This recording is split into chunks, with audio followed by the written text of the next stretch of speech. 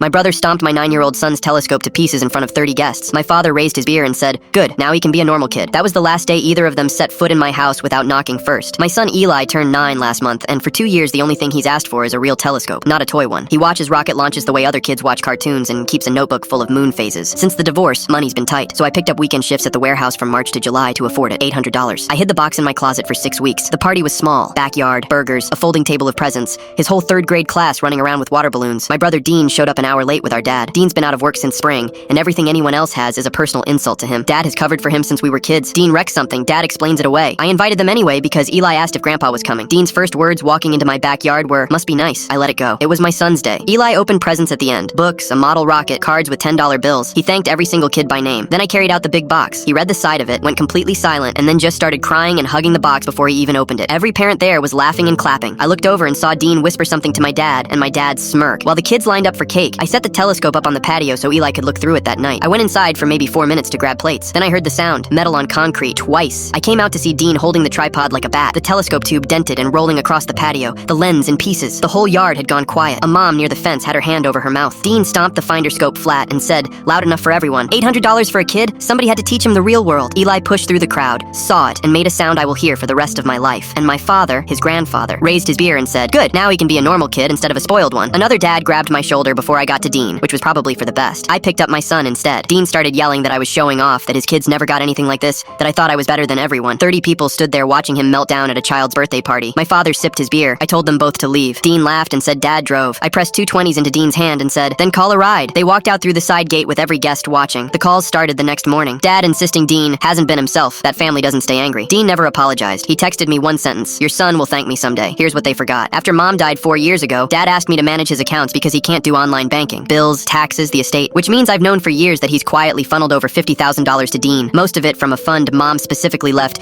for the grandchildren's education. Eli's name is on that paperwork. I stayed quiet to keep the peace after the funeral. That night I forwarded every statement, every transfer, every withdrawal to my 2 sisters. No commentary, just dates and amounts. The explosion was immediate. My older sister discovered Dad had claimed he couldn't help with her daughter's braces while paying Dean's car note. My younger sister found out the empty education fund had been drained into Dean's rent. Neither of them is speaking to him. 5 days later, Dad showed up alone. I stepped out and closed the door behind me. He started crying about how the family was turning on him, how he's old, how Dean is struggling. I asked him one question. "Did you come here to apologize to Eli?" He looked at his shoes and said, "Your brother's going through a lot." So I handed him an envelope. Inside was the receipt for the replacement telescope, itemized $823.94. He stared at it for a long time. Then he took out his checkbook on the hood of his own car and wrote it without a word. Last night, Eli and I sat in the backyard until almost 11. He found Saturn on his own, then made me look, then wrote it in his notebook. The yard was quiet, the house was quiet, and nobody gets to touch what my son loves ever again.